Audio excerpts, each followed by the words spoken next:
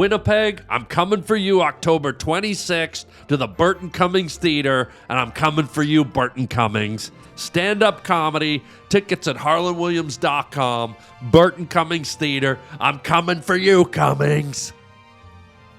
Stuff, and I realized, excuse me, we are doing what we call a professional podcast. We have a very special guest who is in the middle of a beautiful answer about relationships. Would you please fuck the hell off, Birdie Bird? Going down the Harland highway.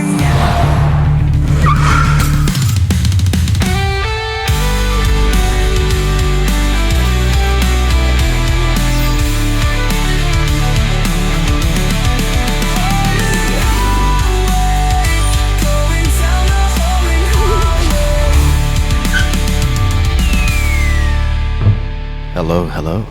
You hear it? Oh, I hear it clearly. Let me see. Crisp. Oh, that is crisp. That's Fresh. almost like, it's almost Crispin Glover.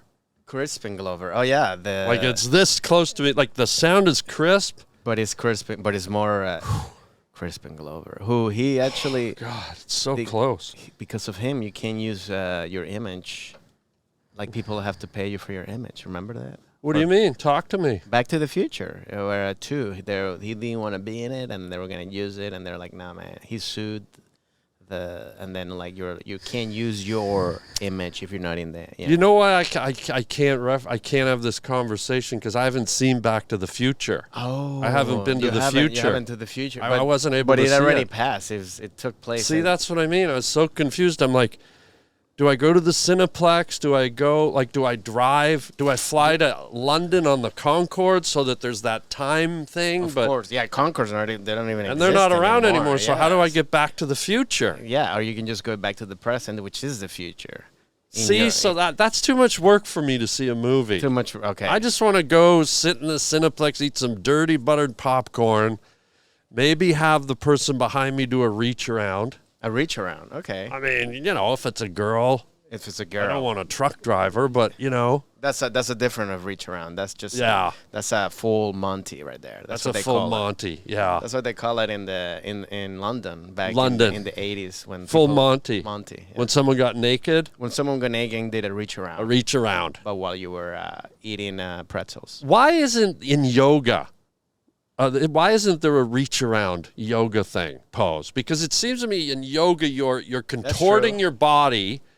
It sounds like a yoga term. Yeah. Okay, class, let's do the reach around. And what? Like you mean everybody reach around, or you reach around your own body? I don't know. I'm not a yoga instructor, even though I look like one. You do look like one. I think I took a class from you. Actually, it was Pilates. Oh, Pilates. Yeah. You say Pilates? It was a different kind of Pilates. Pilates is actually an Italian ice cream. You're thinking of Pilates. Oh, got it. That's right. Pilates is a pistachio gelato. That's right. That people eat while doing yoga. Yeah.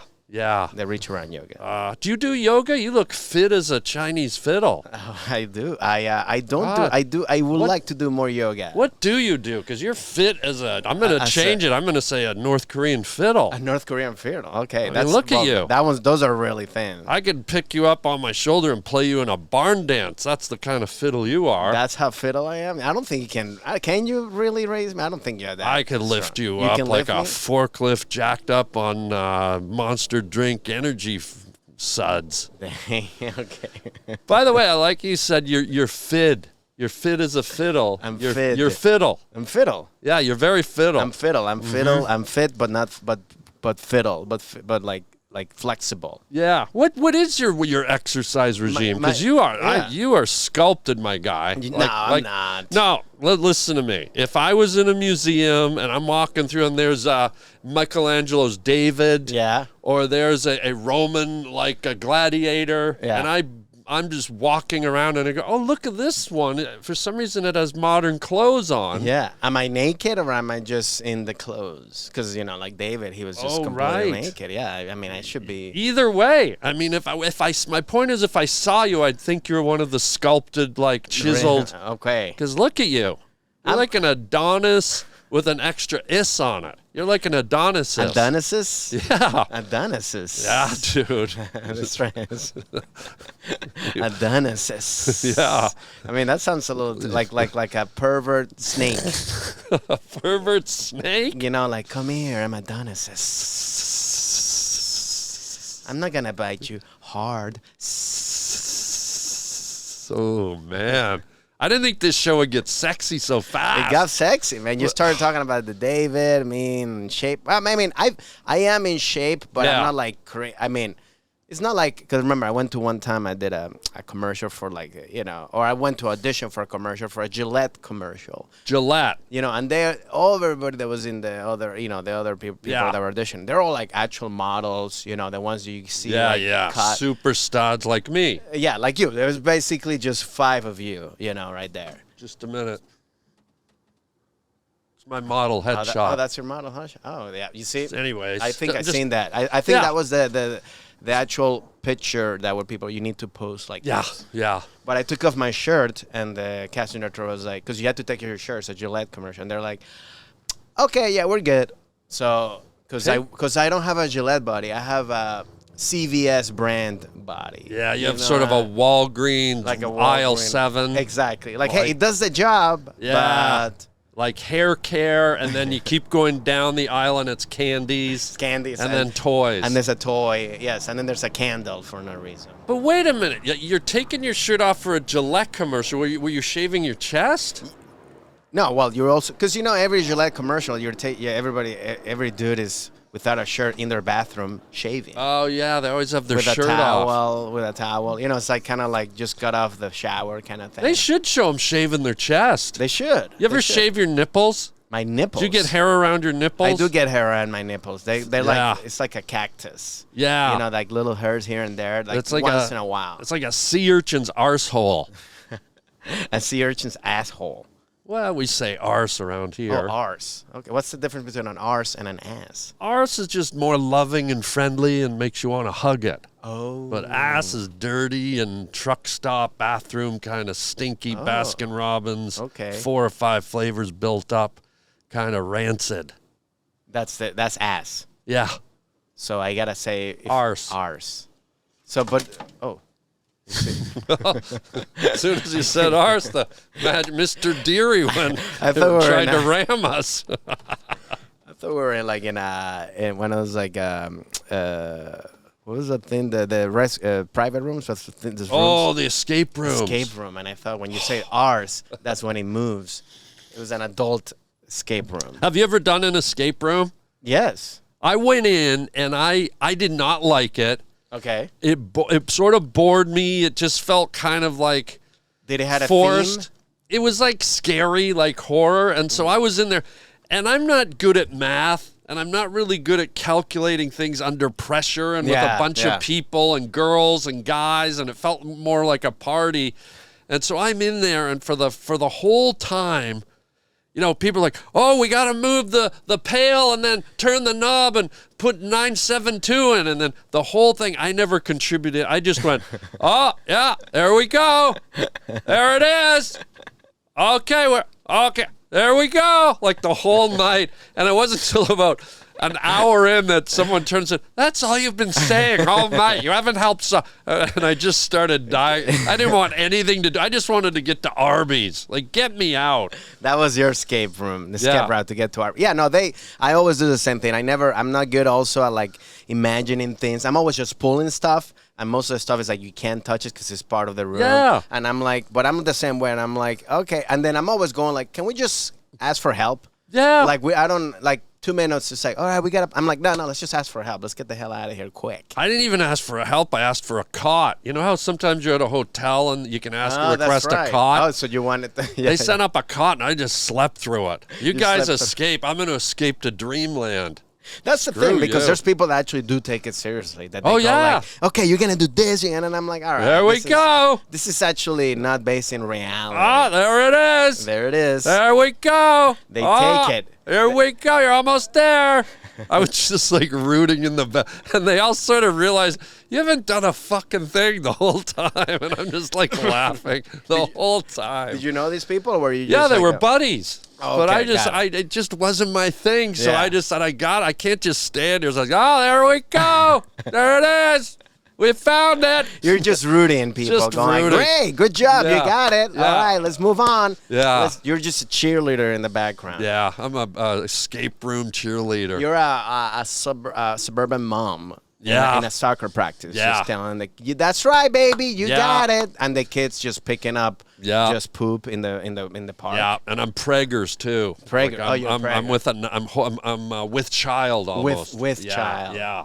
And you have a big arse because you're preggers. Big arse.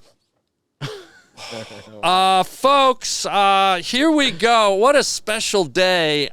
Francesco Ramos is here, which is so special. First of all, we love having him on the Harland Highway podcast. That's right. But here's the second thing, folks. Have you noticed something different about the set? This is our first time with our outdoor set, and I'm getting emotional. You get emotional. Oh my man. God! Our This is- special wow. guest, Francesco Ramos. We're on the alt set. We won't be here all the time, but we're gonna jump back and forth. And what a treat! What a great way to break in the new set with Francesco. It's beautiful, I have to say. You like it? I mean, I thought I was in an escape room outside. Oh, here we go. There it is. There he is. Then let me hit the theme music. There he is. Yeah. Folks, welcome to the Harland Highway podcast, the outdoor edition, and super special guest today. He's been on many times before. We love the Francesco Ramos, and he's a comedian, he's a writer, and a little later on, buddy, you have a new movie. I do. And we're going to talk about that. Yeah. And I think you might even share a clip with us. If we're, I will. Okay. I will share that. There we go. There you We go. got a clip. We got There it. we go. We found it. We found the clip. Buddy, well, welcome This to is the- awesome. I like it. It's beautiful. I mean, It's plus wild. this is like and you made this bar? I built this whole set. Can You you did believe it? this. I built it during COVID. You did this during COVID. Yeah, I'll give you a little history on the set. So I did a movie called My Life in Ruins. My Life in Ruins. Like years back, and a great little movie with who's the star from My Big Fat Greek Wedding? How can I be blanking? Oh, Martila Narvosa. What's the Martina Navratilova? tennis The player? tennis player? Yeah, Yes, didn't she have a yes. big fat Greek wedding? Yeah, she No, did. Amber, what's the name of the Nia Vartolos? God, Nia Nia, I'm Vartolos, so that's sorry. right, yeah. I'm so like excited about the new set and having the sex machine here that my brain's. The Sex Machine. So we did a movie called My Life in Ruins. We shot 6 weeks in Spain and 2 weeks in Greece. Beautiful. And we did a scene on the shores of the Mediterranean Sea where we had to all assemble. It was a group of us, Richard Dreyfuss, Mia. It was such a great movie. And we get to the beach, and these prop guys had built like a cantina that looked almost identical to this. Oh, wow. But it looked like it had been there For like for ages. 40 years. Yeah, It looked yeah. so lived in. And I went, this wasn't here yesterday. Yeah. And they had the aged paint, the weathered paint. And I was like, this is like so cool. And so I took pictures of it, Yeah. every angle. And I said, you know what? If they can build one, I'm going to build one day. Wow. So here we go. Years later, COVID happens. Yeah. I have this little corner in my yard. And this wood here, this old wood. Yeah. This was an old fence that was buried in my yard for 40 years with vines growing all over it. It was a fence There was here? an old fence out back. Okay. I took a chainsaw, cut it all down, repurposed all the wood, and Wow. I built this. This wood for the bar is new, but this back wood is all repurposed on the floor. And so I built this thing finally, and I did it all by myself. I went to Home Depot, got the tools, You did it the everything. lumber. I did it all, and what a great COVID project. That was amazing. Yeah, because you had like a thing, and this is like, well, if the world ends, Yeah. I'm staying in my little. I got a little cabin. cantina. Yeah, a cantina, right? All right. here we go. Look at this. The bar top is installed. Look at that beauty. Look at that. Looking great. Got all the supports underneath. Nice and smooth and even. And it's on there really tight. That's what she said. And I think it's looking good. So that's a big step. And now the next thing is, let's get that roof on. And let's get that a little bit of shade on that pound puppy. All right, here we go. Roof time. And then one day I was hanging out here and I thought, man, this would be a really cool alt like set for the Harland Highway podcast. It's beautiful. So Amber made this beautiful hand-painted sign. My assistant and creative producer Amber for the podcast. That looks she amazing. let's give her a hand. She's over there watching. She's doing one of these. Yes. And so here we go, buddy. And you're our first guest, so thank you. And this iguana, is that also handmade? This is hand carved. I found this at an antique shop down in the valley. Okay. And this thing was like $3,000. Wow. But it's so detailed. You can see the scales on it. You can see it was so beautiful. I said, I gotta get it. And I had it in my house. And I thought this would be a great backdrop for the cantina, so here it is. It's just another weird thing on how things have come together for building this cantina. The same way I found this old wood in my backyard that I thought, where am I going to get old, used up, beat up wood? And lo and behold, it was back there behind my pool equipment. There was an old hedge in the backyard way back there. And there was ivy growing up like 25 feet high, and I cut it all out, and lo and behold, I find this old fence. So now I've got these old doors that have been sitting in my garage. Okay, I got this amazing sculpture, wood carving, and it's gonna be the centerpiece of the back. So now the big task here is mounting it. This thing's heavy, so I'm glad I put in these 2x4s. So I'm gonna figure out how to mount it onto these, and it'll be the back of the wall. So here we go. It's time to get the lizard up. Not saying anything. Just I'll show you when it's up. Wow. Yeah. So this cans are this just from your journey? So all these cans, if you notice, each and every one of them has bullet holes in them. Oh, they all have bullet holes, and so what happened is... Are you trying to tell me something? These are from JFK's private collection. Now, I love going on road trips out into the desert. You do? So I used to get in my pickup truck, go out into the desert and find ghost towns. Okay. And old, forgotten places, and I would search for old cans and stuff that had bullet holes in them, because to me, bullet holes tell a story. Oh, okay. It's like, who shot this and why? And what did they shoot it with? And look at, it's got the old, That's the one when you open the... Yeah, with the old can opener. Who drinks a can of pop? Exactly, like that. That's a story. And then it's like, you know what? I hate this can. Let me shoot it. Or, because we don't know the story, what if some cowboy was drinking it and it got shot up while it was in his, who knows? That's right.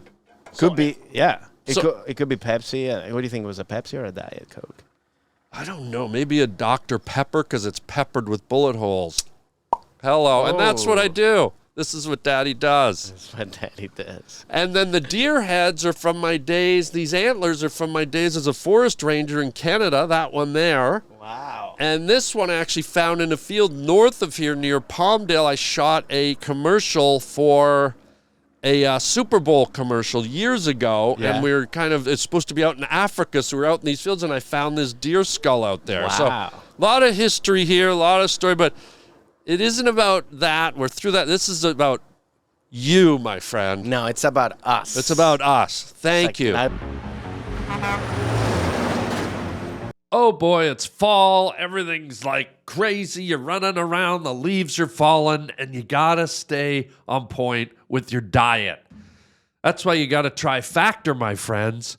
My goodness, their chef-prepared, dietitian-approved meals make it easy to stay on track and enjoy something comforting and delicious, no matter how hectic the fall season gets. Support your wellness goals, enjoy even more GLP-1 friendly meals, and a new Mediterranean diet option package with protein and good-for-you fats.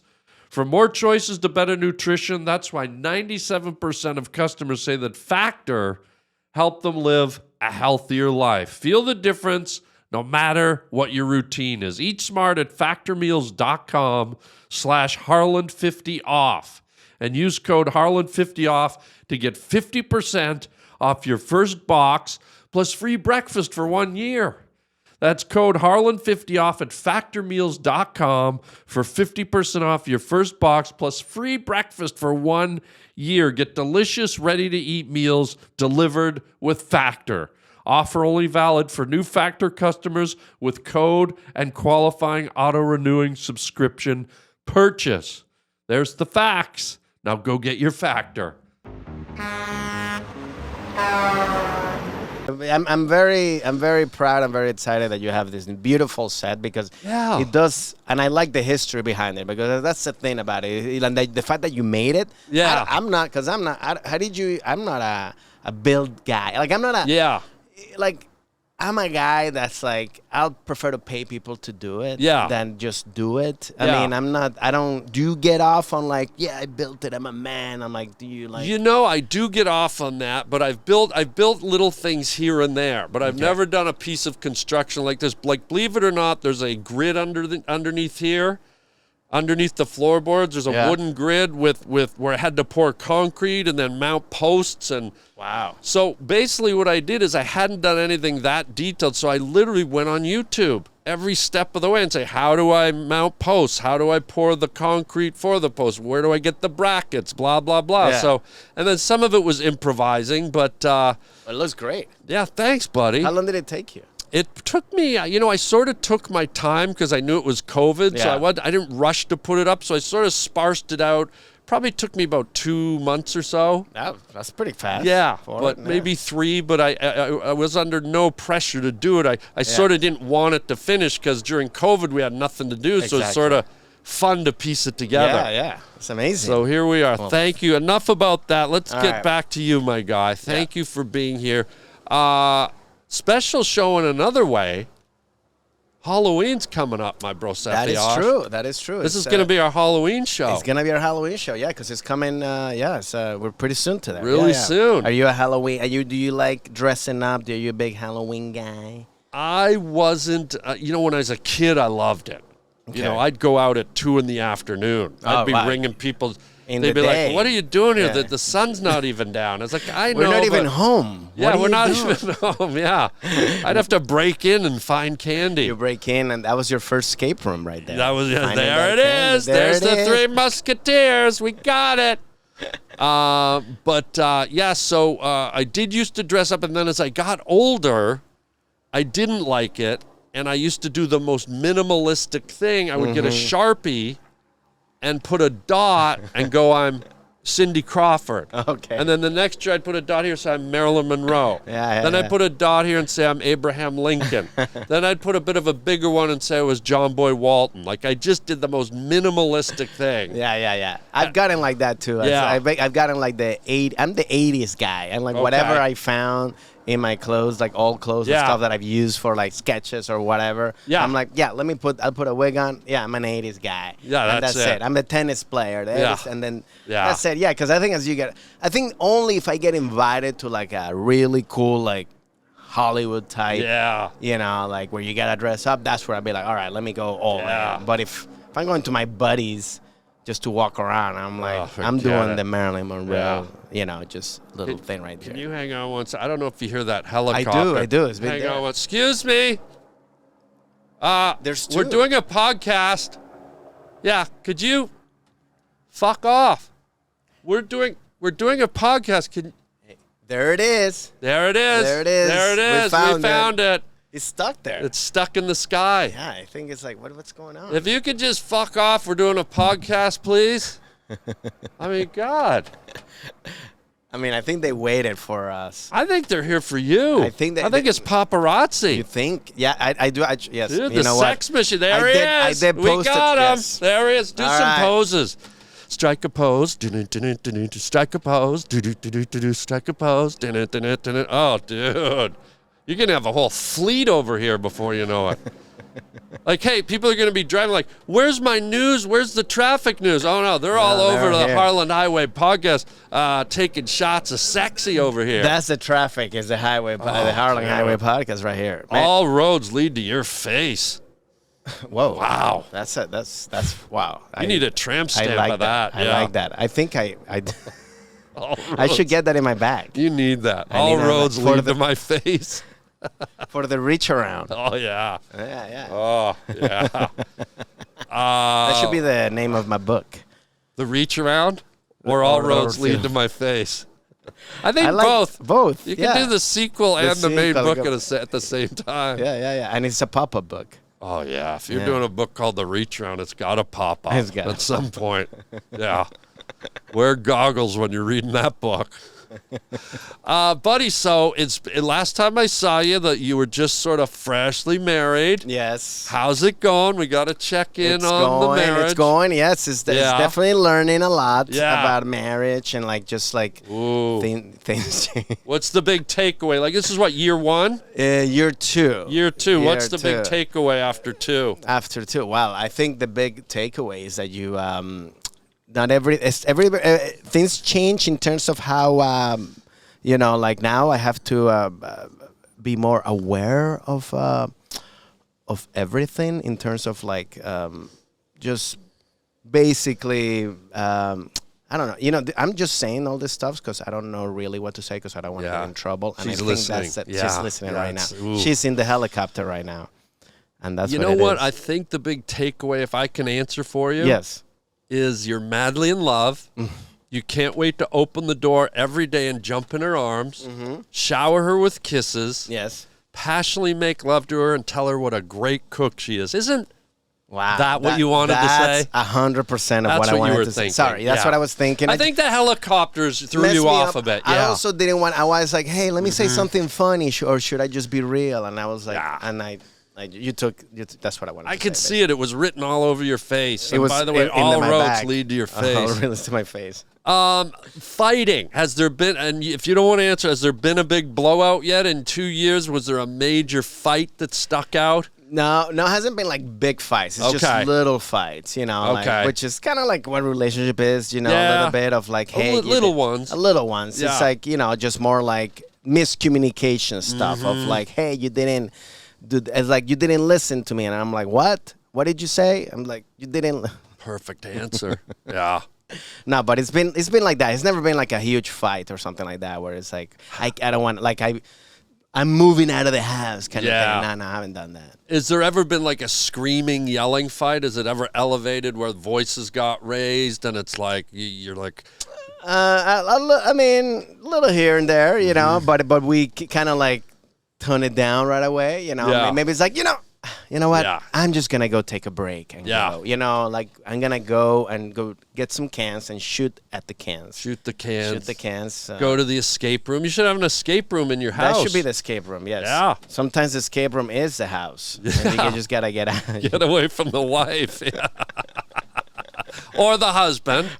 See, I'm covering for you. That's covering for my buddy. For both of us. I mean, hey, you never. Or both. Or however you identified in a relationship. Yeah. How do you step around arguments? Like if you see them coming, what's your way to sort of go, ooh, I can tell.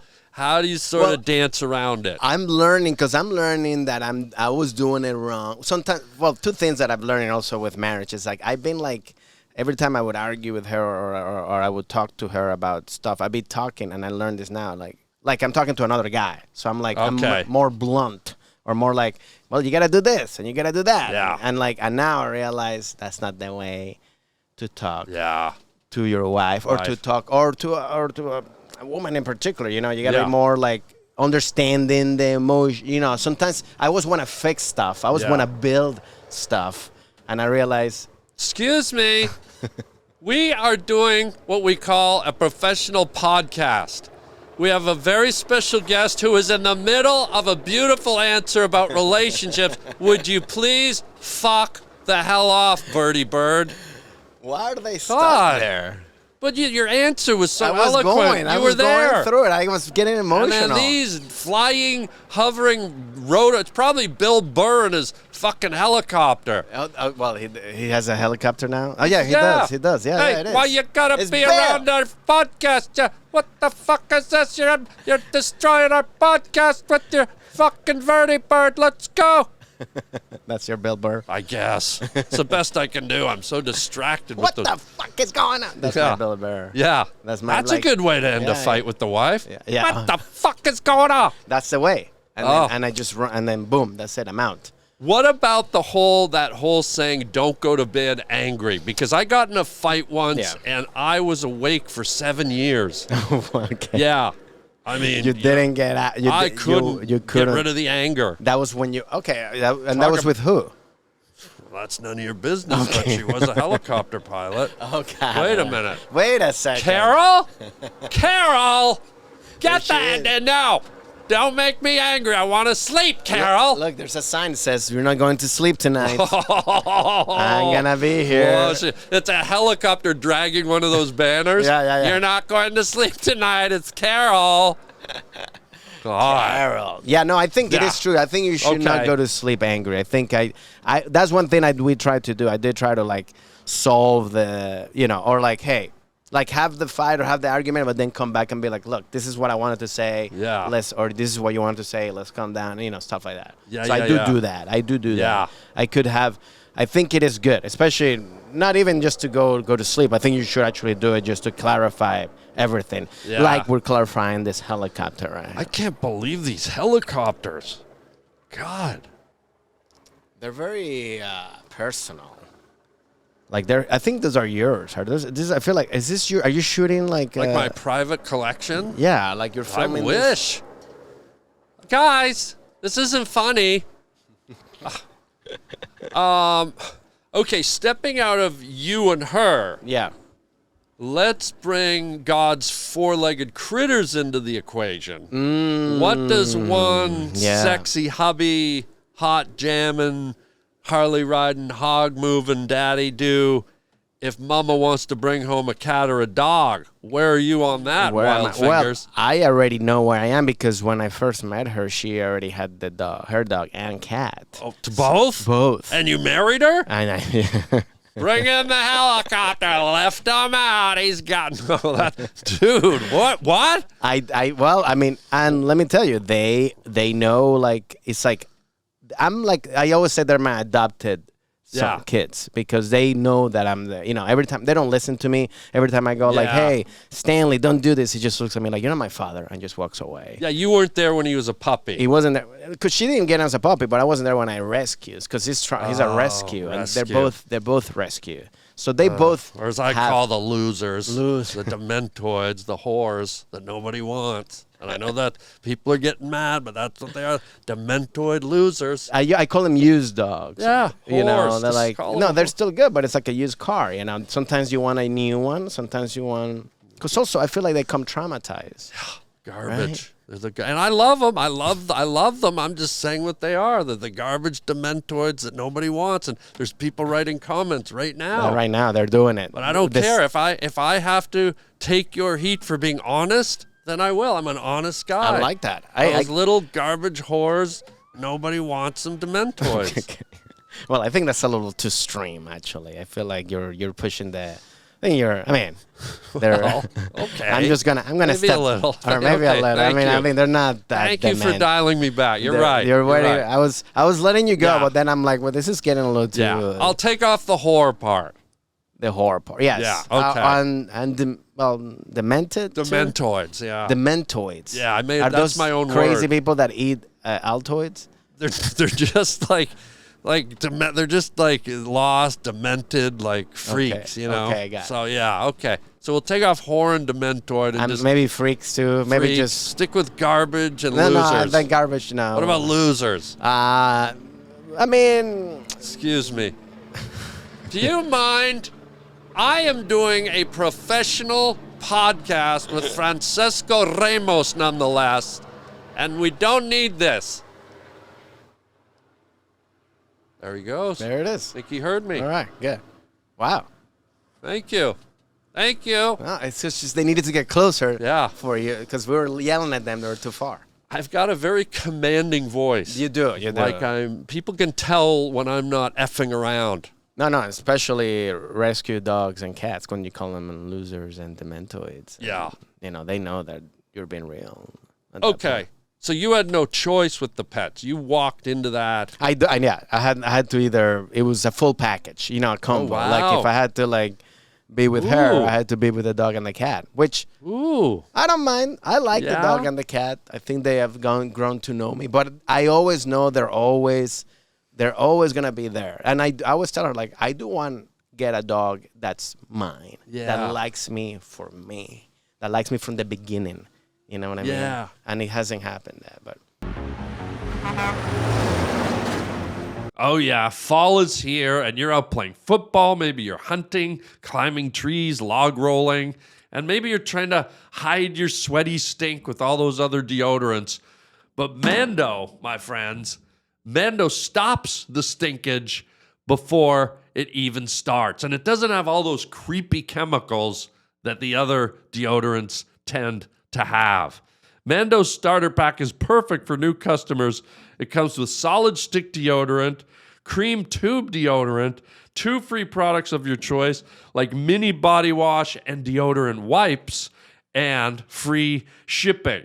As a special offer for our listeners, new customers get 20% off site-wide with our exclusive code. Use code Harland at shopmando.com for 20% off site-wide plus free shipping. shopmando.com. And please support our show and tell them that we sent you. Mando's got you covered with deodorant plus sweat control. Say goodbye to sweat stains and hello to long-lasting freshness. Oh.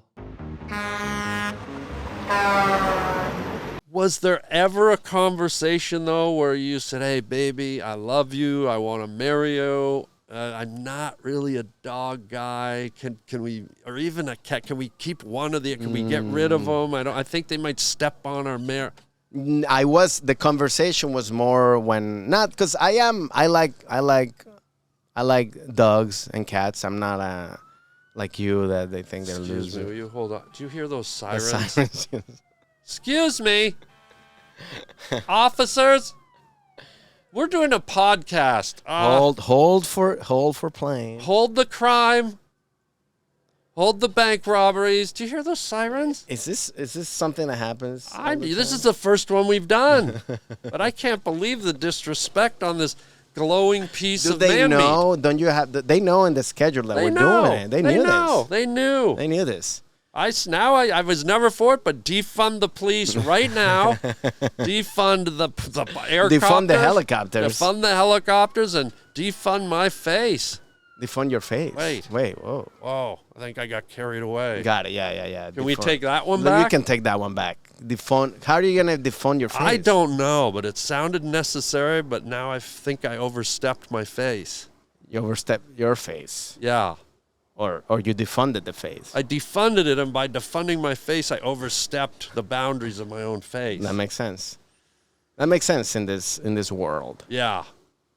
So there was never a point where the cat or the dog was a tipping point for your. I mean, my only tipping point was more when we moved to the place that we're living, and they were like, "Hey, I don't want the dog and the cat to be in the bed." Okay, that's fair. And I'm like, "Hey, can you just?" But the problem was she already trained them to be in the bed, and so then we tried in the beginning to close the door, and it's just meowing and howling and crying, and it got to the point I was like, you know what, forget it. So now they sleep, the dog is here and the dog and the cat. So it's like I'm trying to sleep and they got to move. So I'm like sleeping in the corner, almost falling apart, while the dog and the cat are sleeping in the bed like this. And I'm like, so that's. Guy, I'm going to say it. All right, just say it. You lost that fight. I did. Oh, yeah, I don't think there was even a fight at that point. It was just, I said it. Well, but I did try to do it, but I actually I couldn't take it anymore. I couldn't take the howling. I couldn't take the crying. I couldn't take the doing it. So I had to when you close the door and they're just crying all the time. Oh, that was them. I thought that was you and the wife in the bed. Yes, we were crying. And howling. Yes. Okay. Yeah, but it was them you're talking about. It was them, Got yes. it. Got it. Did that ever become an issue when it came for lovey-dovey time? You got a cat and a dog just staring at you? Yeah, what's weird is like... Rao. Wait, is that a Goofy? That was like a Scooby. A Scooby, yeah. But anyways, so what happened? Yeah, no, it's I don't I think it's funny when we're doing it, but it's always when you see it's where you're about to have your moment. And then you do it, and then the first thing that you see is the dog just going and I'm like, and that's the weird thing because it's like you don't want to, but you're like doing it, but you're like looking at you're like, oh no, like it's not a good, because you're like, so that's when it's not fun. Did they ever time it perfectly, like just when you did your, the dog went, Rao? No, he said one time, that's it? Oh, wow. He wasn't impressed. No, he was like, that was fast. Now, do you ever do it doggy style in front of the dog? I do it doggy style in front of the dog. Do they hold up cards after? Yeah. Like 7, yes, 2, they do. Yeah. 10? What do they think when you do doggy style? They go like, you're going too slow. You got to go faster. Really? Because dogs are... Yeah. And I'm like, I'm trying. And I'm oh, wow. By the way, you're fucking the table right now. If you could just kind of dial it back a little. Sorry. It's an old wood. So it's almost like you have a coach, like a sex coach in the bed with you. Exactly. Just telling you. It's like like you're fighting like a fight, like a boxing fight, and then you go into the corner and like how. And I'm just tired. I'm like, I don't know if I can hold off anymore. It's like, come on, just give me one more round. Just go. Yeah. This is the last round. Just full. Just go in. Oh, wow. And it's it works. It does help you. It gives you motivation. Excuse me. Do you effing mind? I have Francesco Ramos here, and we don't do that to him. We might do that to a Theo Vaughn or a Bill Burr or a Joe Rogan, not the sex machine. Nah. This guy does it doggy style in front of his dog. Who are you to hover over him? I don't think we should be yelling that loud. Sorry. Yeah, I don't think it's a thing. That's sorry.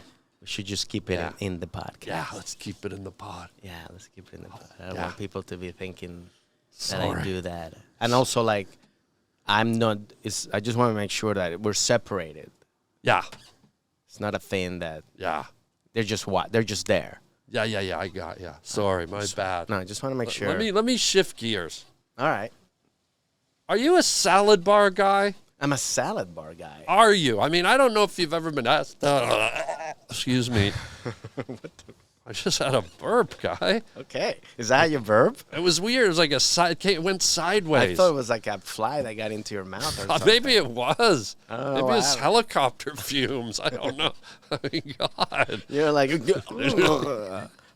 was like, I never seen anybody burp. And you never burped. I know. It was sort of it's almost like what I would do if I was doing it doggy style. That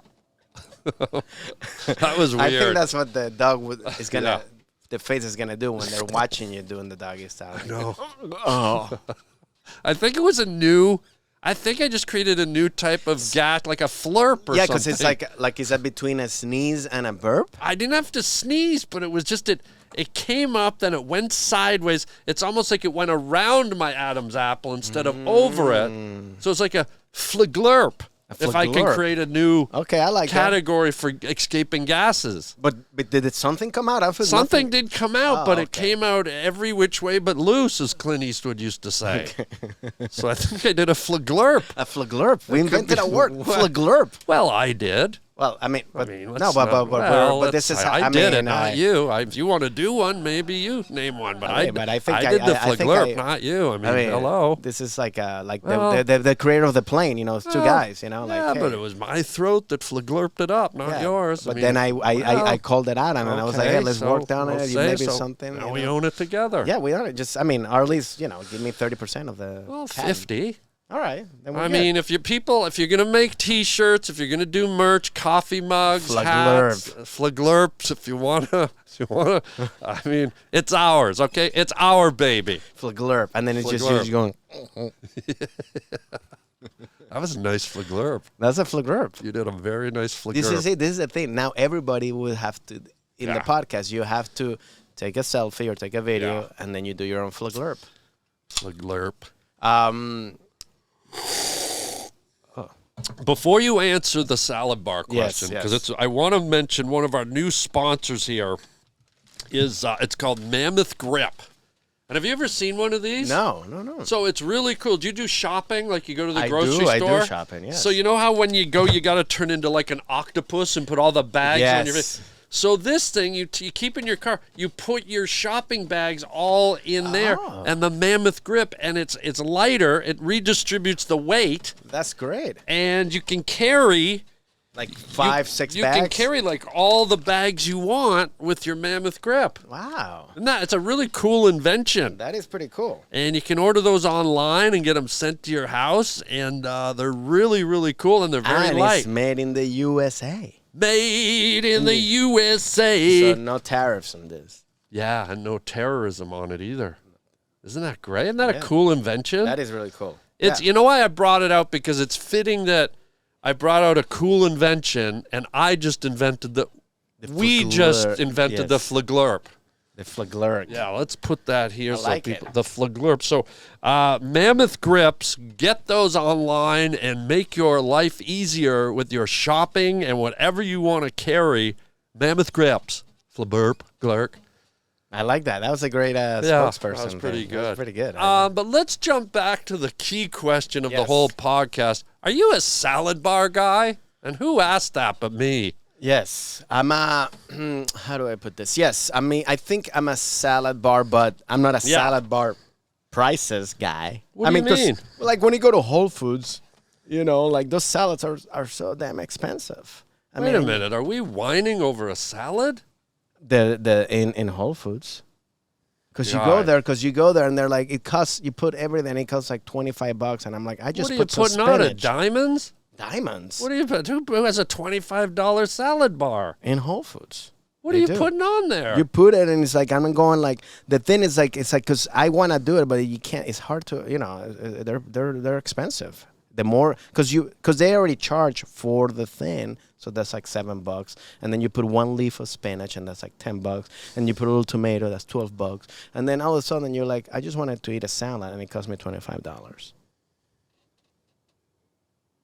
Just take a moment and process this? Can we? I'd like to. Don't you think?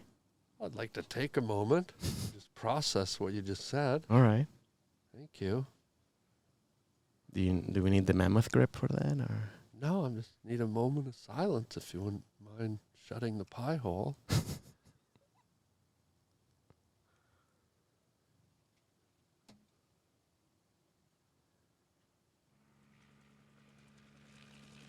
Here comes that helicopter. Oh, God. Anyway. But I do like salads. What's your topping of choice? Thousand Islands, Caesar. I go simple. I go vinaigrette. I go olive oil and just... that's the same ingredients they put in Summer's Eve douche. Do you know that? The vinaigrette? Or just olive oil? Both. And vinegar's douche? Does your wife use Summer's Eve? Summer's Eve? Yeah, I don't... I think so. Okay. Well, everything, I don't have a complaint in that department. If you ever run out of salad dressing at home, just run to the bathroom, open the medicine cabinet, and look for Summer's Eve. And then just put the same thing in there? It is the same thing. Douche is the same as Newman's Own olive oil. Newman's Own? Vinegar, salad dressing. They're all the same thing. Okay. All right. Then I'm just saying. I'm not saying do it, but if you're ever in a pickle, and you run out of... And what happens if I need a pickle? If you need a pickle? Do I also have to go to the bathroom and get it from in the douche area? That would be in another drawer. Oh, Yeah. that's the other. Yeah, the pickle. Yeah. That would be in another drawer, probably right beside the bed. That's right. Yeah, the pickle stays separate from the salad dressing. So is French douche? Douche is it French? It is. Yeah. Yeah. That's It's French for washy thy virgini. That's French. No, that's the translation. Le wash le virginie. Yeah, that's it. Le wash le virginie. Yeah. Le douche. Le flashy the meaty. Le flashy le meaty. Flesh, yeah. And the flagleur. Flaglurp. Flaglurp. Yeah. Oh, I wonder if you... Well, I don't want to go there. Why? Sometimes... I know what you're talking about. There's a flaglurp there. Yes. Yeah, I'm not going to name that. No. But the area has a name. What is it? I forget. But is it with an F? Start with an F too? I don't know these things. But it does make a flaglurp sound. Yeah. Almost sounds like a bullfrog getting hit by a meteorite in the middle of the night and getting knocked right off its lily pad. Okay. That's the way I interpret it. That's the way you interpret it? That's what you say when it happens? Maybe. In the moment? Yeah. Hey, babe, that was like a bullfrog. That's a meteor hit. Well, why is a meteor hitting a bullfrog? Well, they often do. They're going to sit out all night on a lily pad, totally exposed. They deserve it. They deserve. You know, I'm not a big fan of big frogs. I like little frogs. Why? They shoot milk. Excuse me? What'd you just say on my podcast? That's never been said here or anywhere else on planet Earth? Big frogs shoot milk. They shoot milk. Like that's their defense mechanism. Some big frogs they spit milk or they and milk that can blind you. Just 2% of the big frogs do that. Just 2%, yeah. Yeah. But they can blind you. Pardon me? They can blind you. The milk. I don't know. I've never heard this. I guess back in Venezuela, that's maybe somebody told me that or something. I don't know. It actually blinded one of my grandma's dog. Can I just say this, and no offense? If you're going to bust in here onto my new set on my podcast, or I'm just trying to get ahead in life and spread bullshit around like a seagull that flew into a helicopter propeller, I don't know that I need that here, my guy. Okay, all right. But it's not bullshit. It's just... Well, frogs squirting 2% milk out of their eyes? Well, it's not 2%. It's just full milk. It's whole. Well, I just said only 2% of the frogs. Oh, that's true. That's true. All right. I'm sorry. I thought this was an open space. I thought we were outside. We could... Yeah, but I thought we could share our... Okay. And... I'll tell you this. There is a critter in the natural world that does squirt out of its eyes. What? It's a lizard. I think it's called the horny toad. Well, that it is. A toad. It's a big frog. A toad. Well, a toad's a frog's an amphibian, and a lizard's a reptile. So you're way off, my guy. What isn't a toad a frog? A toad is a land-dwelling amphibian. A frog is more aquatic, although toads will go in water. Frogs tend to live in the water. I'm this close to smashing you out that window. Like, I don't really need this. I'm sorry. I thought a toad was a frog. I didn't know it was a whole thing. I'm not an expert in... No, you're not. So let's shut the pie. Buddy, I want to talk about you have a movie coming out. What? A salad bar. Sorry, we weren't finished. Sorry, please. We got so off track. We got off track. Yeah, please. I do like. The vinaigrette. I like the salad. I'm more of a like he had to finish that topic. Like it's important. I love that. I wanted to hear from you. Well, my thing is, I had a really traumatic experience once with a salad bar. I was running away from the law. And I had camo on, and I went to Wendy's. They used to have these salad bars. and I dove in it, and I hid in the salad bar in camo, and I got away for a while until one of the guys came along and lifted me up by the croutons. But too soon. Too soon. Oh, wow. But can we talk about your movie? I'm excited. Yes, please. Now, have you done a lot of movies, or is this sort of a new thing for you? This is my first long. I don't like the voices and voiceovers and stuff like that. But this is my first actual movie that I've done. I'm one of the leads. One of the dude. Congrats. That's huge. Yeah, no, it was an awesome experience. It was my first time, and I learned so much, and I'm very proud of it. Yeah. Did you have to audition for it? Was it offered to you? It's a little bit of both. I know the director, so he kind of wanted me in the part. Oh, that's always nice. That's always nice. Oh God, yeah. But he did say, "Hey, I need you to, put your audition because I need to send it to the producers and stuff like that." So I did that. He guided me, and that's how I got it. Oh, yeah, dude. That was good. What's the name of the movie? The Unexpected. Oh, wow. So it's about a baby? It's about a baby, yes. That is. Oh, you're the baby? I'm the baby. I'm inside the baby for 9 months. You're in the baby. So it's about a pregnant baby? It's a pregnant baby. With an adult in it. Exactly. I love these reversal of fortune movies. That's it. I'm just there the whole time. Oh, my God. I just basically had to be in an escape room for 9 months. Yeah, an escape womb. An escape womb. That's right. Wow. Oh, my God. The stretch marks on that little fetus after you came out. What are you, 5'7"? I'm 5'9". I'm 5'7". Oh, that poor baby. Oh, God. Do I look that little? 5'7". Well, you're sitting. By the way, when somebody that's not that tall, when you get told that you're shorter, it hurts. It hurts. I'm sorry. Because you're like, what the... If you want to throw me through that window, you can. That's fine. It's you built this. I don't want to destroy this. Well, tell me about the movie. What do you play? What's first of all, before you do, what's the log line, like the short version? Don't read me the whole script. What's the one sentence log line of the movie? The log line is basically 4 friends that they get scammed by an influencer, and they basically invest all their savings in a crypto coin that's just a scam. So now these friends now have to get their money back. So now they do this kind of like Ocean's 11 plan to get the money back. Kind of. So it's very he's got action, he's got comedy, he's got drama, he's got everything. And a little revenge? And a little revenge, yes. Definitely a big revenge. And a little comeuppance. They make the other guys pay for their dastardly deeds. For destroying and so now we know the groundwork. So tell us about who you play and what your character is in the movie. So my character is an actual like a basically struggling actor that's just doesn't have that much money, but are friends with these people, and they just want to invest all his savings into try to just get more money to produce his whole stuff. But so that's pretty much he's just a struggling actor, but I'm very kind of like a lovable loser. He's kind of like a little not confident, just kind of like a little. But then eventually through the movie, he kind of changes and becomes a little more like his dad. Okay, can we run the clip right now, and then on the other side of it, I will have some more questions for you. Let's do it. Amber, throw to the clip. Who's fired a gun before? Nice. Okay.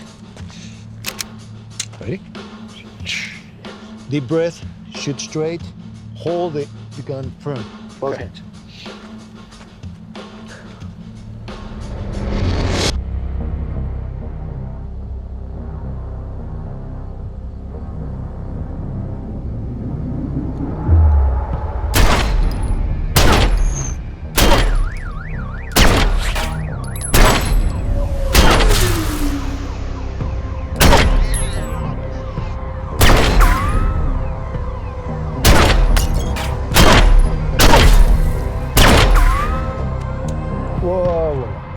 I said both hands.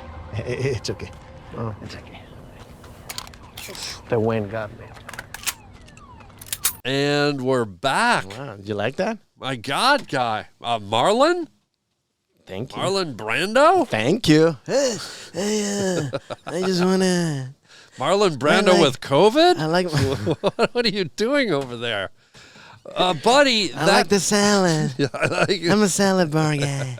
I'm a vinaigrette.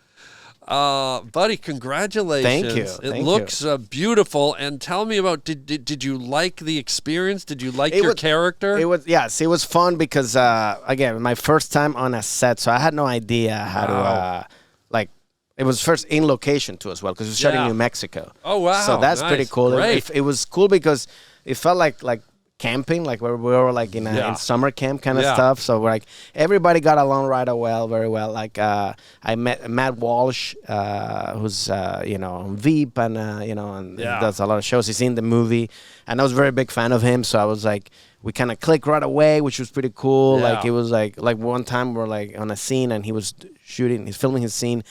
And then he's like, "Hey, can you just come up with funny stuff? I want to." And I was like, "Oh man, that's amazing that he's asking me." Ooh. And it was just everybody just got along well. It was independent movie, so it's an indie movie. So I didn't realize this either until after I taped it. That I guess in big budget films you have like 1 or maybe 2 scenes that you shoot a day. Yes. Like this one, we're basically shooting like 5, 6 a day, it's insane. And takes were like. Yeah. All right, 2 takes, 3 takes, go. Boom. Yeah. So, it's a lot of pressure. Which is a lot of pressure because you didn't have time to like. All right, let me just to take my time. So it's just like you had to nail it, and then you do an improv one, and that's it. But everybody, it was a great experience. I mean, it was a funny one too. First day I get there, before we film, we're gonna meet with the actual producer guy who's financing all this stuff. Yeah. The director, he picks me up, and then he's like, before we go into this restaurant.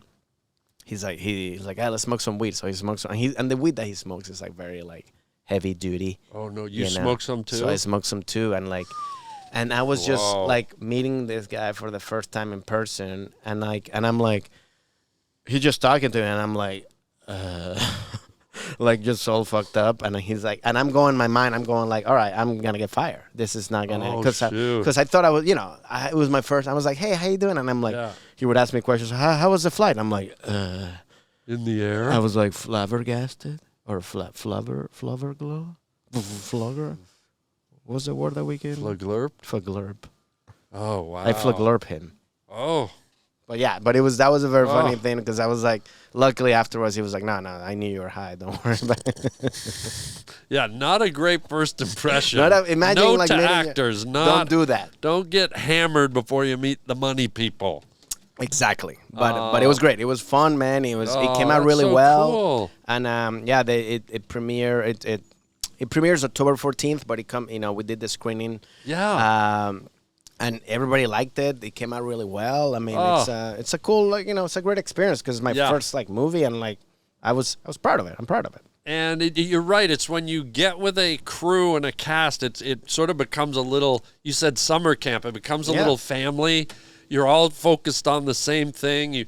You're all kind of riding the same energy, and it's really cool. It's really cool. Yeah, you go to the same restaurants. You eat the same salad bars. Same salad. That's great. No, but it's great. It's fun. And we all, that's cool. We all got along very well, and we still kind of friends with each other. Yeah. Which is pretty cool. What's interesting is when you do a movie, because it's frozen in time on celluloid or digital video or whatever, you become connected to that person in perpetuity. Yes. Because even though you go your separate ways, the movie always exists and the time you have on screen. So, even guys like, I don't see Dave Chappelle very often, and I wouldn't call us like close buddies. We're friends, but I have a deeper connection to him just because we did a movie together and we shared that time.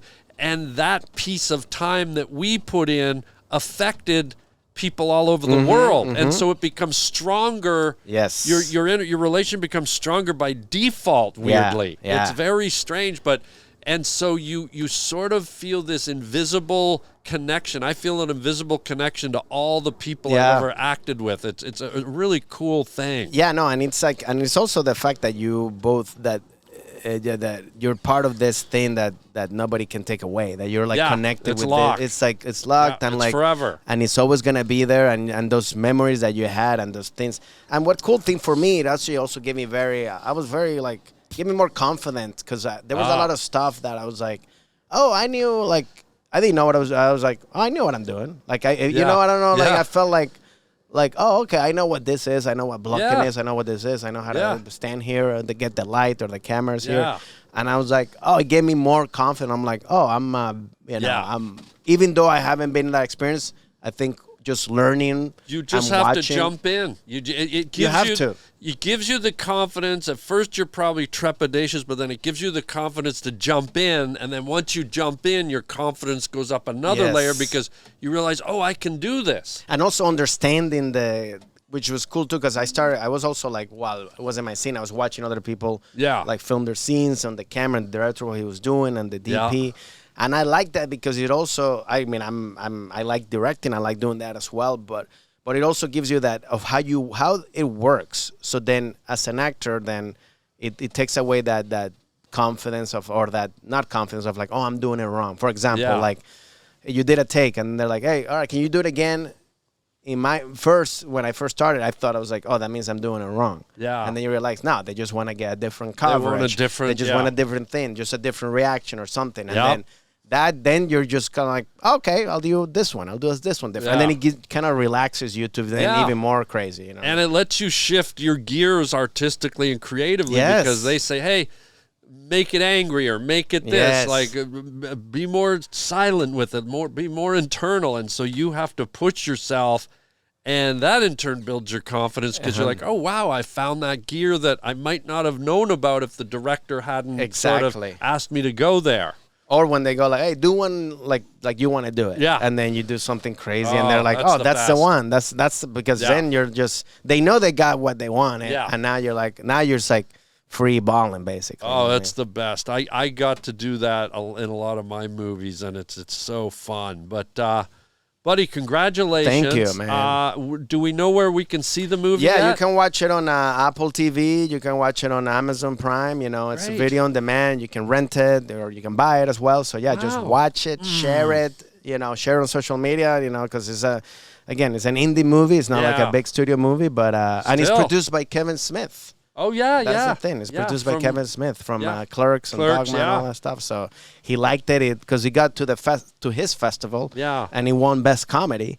And then he's like, all right, let me get in on board, Wow. Well, I hope this is the beginning of many more. Thank you. I can see you're lit up about it. You're really excited. Yeah. And I hope you folks check out the movie, The Unexpected. And plural. Well, it's my show. Keep it up, and I'll just say the soloist. How about that? Buddy, in keeping with Halloween, yes, and dying and death, I want to introduce something. We've all had a great joke in our stand-up career. I don't know if people know this. They probably do, but we have to let jokes go. Yes, and retire them. We have to retire them. We have to send them to the comedy graveyard. Not because they're not good anymore, but we've just done them. And also we have when to we move tape on. them, if we tape a special or tape something, then that's how you can let them go as well. So what I want to do here, since we're in the Halloween show, why don't we each put on the I've got this for both of us. This is the Mask of Death. Okay. And recite one of our favorite jokes that we had to put to the graveyard, a really good, solid one. All right. And just for the Day of the Dead, we bring it back to the world to have a giggle on this most scary of evenings. All right. Do you want to go first? Or do you want me to go first? It's your show. I'm not trying to. This is my show. Maybe you won't go. Okay, I'll go first. Here we go. Let me get rid of the hat. Put on the Mask of Death. This is one of my favorite jokes that I had to get rid of way back in the day. Is it working? Yeah, it works. All right, here we go. Ready? This is one of my jokes that I had to put in the comedy graveyard. Here we go. So I went to the store the other day and stole a Mars bar. Went home, called Crime Stoppers. I made $1,000. That was it. Oh, okay. All right. Okay, maybe belongs in the graveyard. Wow. Your turn. Jeez. I don't know. I was. Did you even get it? I mean, no, I didn't. You don't even know. You don't know jokes. I'm glad you're acting now because you don't know jokes. God. Can you repeat it again? Sorry. Okay. I went into a store the other day, stole a Mars bar. Uh-huh. I went home, called Crime Stoppers. Mm-hmm. I made $1,000. Wow. You know. I don't get it. So I went into a store. Yes. I stole a Mars bar worth 50 cents or $1. Yeah. I go home. I call Crime Stoppers on myself. Yeah. Oh. If you call Crime Stoppers, they give you $1,000 for helping them solve a crime. I made $1,000. Got it. Wow. You know, now I'm glad I buried that piece of shit joke. Thanks a lot. I shouldn't even be in comedy. Okay. Also, isn't Crime Stopper, that was like an old show, right? Like, Well, I said it was one of my early jokes. God, so mean. Send in the helicopters, please. Okay, go ahead. Can it? Yeah, Does there it you go. work? Yeah. Okay. Here we go. All right. A joke from the comedy graveyard. All right. So I went to this candy store. No, I'm kidding. Son of a bitch. No. So I used to teach tennis to kids. I was director of a tennis camp, and but growing up, I had to learn English, and I couldn't pronounce the word focus. So I had to do this presentation to the parents about their tennis, the kids' tennis. So I go like, all right, parents, I'm sorry to tell you that your kids will not focus. We tried to get into focus, but they're always playing around, and but look at little Timmy here. He loves to focus. I got arrested that day, and I was like, I just want the kids to focus. Did you get it? I don't get it. All right. So what is because, first of all, I focus. If you don't pronounce it well, you can say fuck, like you're saying fuck us. So then I'm telling the parents that their kids can fuck us, will not fuck us, because. But do we want the kids? No, we don't want we want the kids to focus, but not to. You sure this is a joke? Yeah, it was good. It was a good one. People still like it. I mean, do they? They do. I mean, nothing beats a good fucking a kid joke. I mean, God. Well, they don't. I'm not fucking. The only reason they don't is because you're saying it wrong. If you said it right, there'd be some kids in trouble. Of course, that's the joke. And I think I messed it up, the premise. Messed it up real good. Amber, call 911, please. Or call Crime Stoppers. Well, I had to say I couldn't pronounce. It's hard English. Too many words sound similar. Like when I was growing up, I couldn't say the word focus. That's how I started. Okay, maybe next time just throw in that part. Maybe I gotta the kids. Maybe let me do it again. Okay. So when I was growing up. English is a very hard language to learn. Too many words sound similar. When I was growing up, I couldn't say the word focus, and I had to teach tennis to kids. I had the director of a tennis camp. I had to do this presentation in front of their parents about their kids, and I go like, "Well, I'm sorry, parents, but your kids will not focus." Still not didn't work. really. Maybe not for this podcast. Maybe this is why. Maybe for another one. Maybe does Jared do a podcast?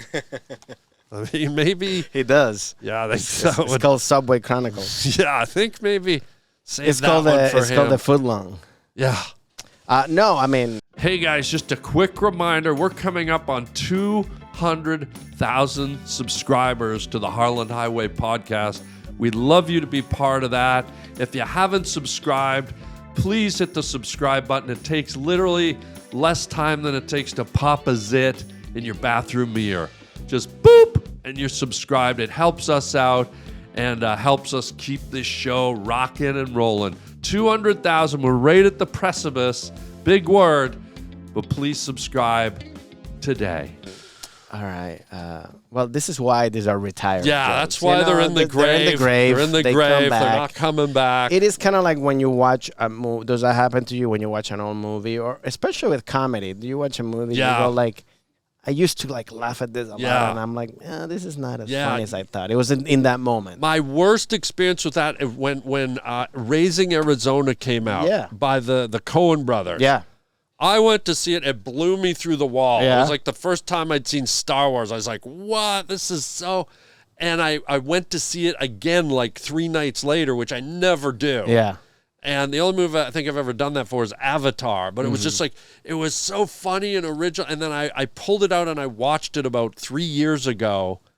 And I was just kind of like, like it's still inventive and it's shot and the characters are, but that fascination and that awe, I was like, oh, it's not really as funny as I remembered. And do you think it's because of that, or is because in that moment it was a different like humor or different? I think, right? I think it's just at the time I saw it, I was young, I was in my 20s, and it was just so kind of new and fresh. And I'm not saying it's not a funny movie, but it just, after being in the entertainment industry, this was pre my, and so I sort of saw it in a whole new light. But on the opposite end of that, their other movie, The Big Lebowski, I didn't like it when it came out, but then I watched that a few years ago, and I went, oh my God, like it. So I had two like polar opposite effects from the same filmmakers, which so I guess it all evens out. Yeah. That's true. To me, wow, it was with Austin Powers. Oh yeah, because like when I watched it, I remember in theaters. I mean, I was hilarious. Like, in high school, I was just cracking up. I was like, "Do I make you horny, baby? Yeah, baby." You know, all this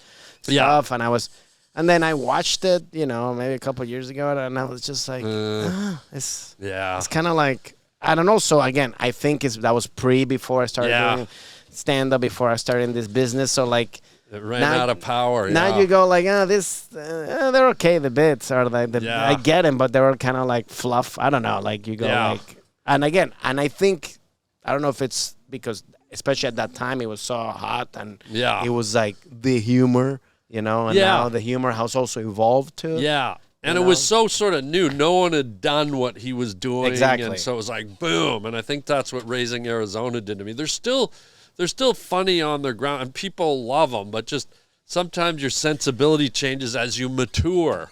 Yes, as you mature. As you mature. Also with action movies, too, I think it happens. Yeah, I think it's with all of them. All those movies you go like, and some movies, like you said, I think they're just great. And they're just like a good joke. Yeah, like first time I saw Schindler's List, hilarious. And I watch it now and I just find it depressing. Oh, this is funny. I saw this happened to me. I saw One Battle After Another. Have you seen it? And the new was DiCaprio movie. DiCaprio movie. Is it any good? I liked it. Out of 10? I'll give you 9 flabbergasted. Wow. I've been thinking of seeing it. I liked it. No, I really liked it. I mean, there's some things that I, little mini things, but I think overall, like, I think the acting is great. Wow. The direction is great too. Oh, good. I like it. It's also very timely on what's happening right now. Oh, good. Okay. So I'm gonna check it out. But I saw it so I went to this 4DX movie theater, which sounds like you climbed up a robot's arse. I did. Wow. Well, it felt like that because. Whoa. So I had no idea these are those theaters that seats move and make something interactive and stuff like that, which I had no idea. I thought it was just a better quality of the movie. I sit there and the thing starts moving, and I'm like, first of all, 2.5 hours of like a universal ride, that's not fun. But what was weird too, the seat was moving as the sex scenes were happening too. So like I'm going like this, and I'm like, and I'm looking at the other guy, and the other guy's like that, and I'm like, I don't like this, and the other guy wasn't even sitting; he was just working there. Yeah. I was at a theater the other day, and I thought it was one of those theaters because the guy beside me was doing all that. Turns out he had Parkinson's. Buddy, it's time for our final segment, Words from a Wooden Shoe. Nice. You reach in there and see if there's a word that relates to your journey or inspires a story from your journey in life. And let us see if there's a story that comes out of it, my guy. Cheating. Oh, here we go. Here we go. There's a lot of them here. Oh, really? You've done a lot of cheating? No. It's been done to me. Oh, really? Yeah. A stud like you? A stud like me. This is what happens when you're a stud. You get cheated. Sorry. Yeah. No, my ex-girlfriend, she cheated on me, and then she actually wrote. I remember, I didn't know at this point that she was cheating, but she wrote me a letter when she left. Like, she left, and she wrote me a letter saying that I was, like, all this stuff. It was like, she was like, she's like, you never listen to me, you never do this stuff and all this stuff. It's like, I was like, I don't, we're watching The Princess Diaries, and then you weren't paying attention. That's where I realized you weren't ready to be a father. I was like, what the fuck? It's like, you cheated, But I found out that she cheated when I went to a restaurant and she was there with the other dude. No. I saw her. Did you confront them? Oh, yeah. Did you throw your salad in their face? I did. I threw my salad. And then I threw her vinaigrette in her thing. Yeah, no, it was. Whoa. That was the thing. Yeah, no, it was. Was there a fight? Were there fists thrown down? No, because at that point she had broken up with me already. Okay. But the reason that she told me that it was my fault, that's why she wrote me this stupid 5-page letter. She had this guy already in the chamber. Because that's I always say, I think, like what's happened to me. It was like with her, she basically was like a baseball coach. She had someone warming up in the bullpen before she made the switch. They say they often do. I think I've read that a lot of people before they break up have. It's like a job, which is like messed up, right? It's not. I think it's like just break up with somebody, and then agree. But it's like they're waiting around until like I got this person, and then it comes out of nowhere where they go like. They create all this bullshit problem. Yeah. I was like, nah. I've never done that. I just play something out until you try your best. You want it to work. That's why you're with this person. Exactly. So I play it out to the max, and if you don't get along and you realize, then you don't get along and you move on. And then I'm just like, my story's always been, am I ever going to find someone else? It's never like, well, I'm going right over to Carol's house. Yeah. Because I can't emotionally, I don't have a heart big enough to juggle two at a time. Like, I don't want to. That's another thing, too. I can't, deceitful. I can't even have fun doing anything, even sexually, if I have somebody near. Like, I need to be like loose and be like, I can't. Because to me, it's like, you can have your cake and eat it too, man. Either you. Well, fat people can. That's true. They do. Jeez, they don't be so insensitive to the fatties. Well, if they're the fatty, if you're fat, you can have your cake and eat it too. But they can also eat a lobster thermidor and a meatloaf and a tomahawk. You can't have your cake and your meatloaf and your thing. They can have. They can. All right. Well, for the thinner people, right. You can have your cake and eat it too. But I never enjoyed. I never been that, because I have friends or people that I know that are like, they don't care. Like they're like the people that are like, oh, I'm on the road, so like it's like just because you're in a different country doesn't mean like you're fucking. Bad. To me, it's about you get up in the morning, you look at yourself in the mirror, and it's that old adage: do unto others as you would have done unto yourself. Exactly. And the people.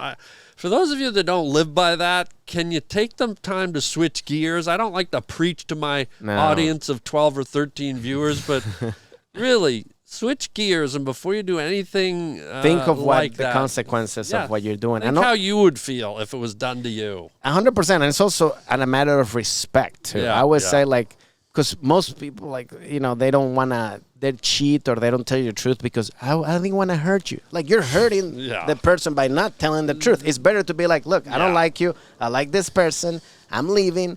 And then that's it. They're saying that just as a cover for themselves. Exactly. Like, I didn't want to hurt you. No, Exactly. you're saying it because you didn't want to look in the mirror and see what an arse you are. And the victimization too of like, I did this. I did this because it wasn't working. No, it has nothing to do. If the relationship's not working out, finish the relationship.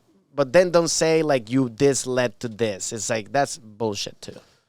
And speaking of finishing, my friends, we are not finishing this relationship. No. We are just coming to an end of this episode, but there will be another one. And Francisco Ramos was here today. Buddy, before we go, I want you to let them know where they can find you doing your stand-up tour, where they can find your social media, and one more time where they can see your wonderful new movie. Well, you can follow me on on Instagram, Ramos Comedy, also on TikTok as well, Ramos Comedy. My website, franciscoeramos.com.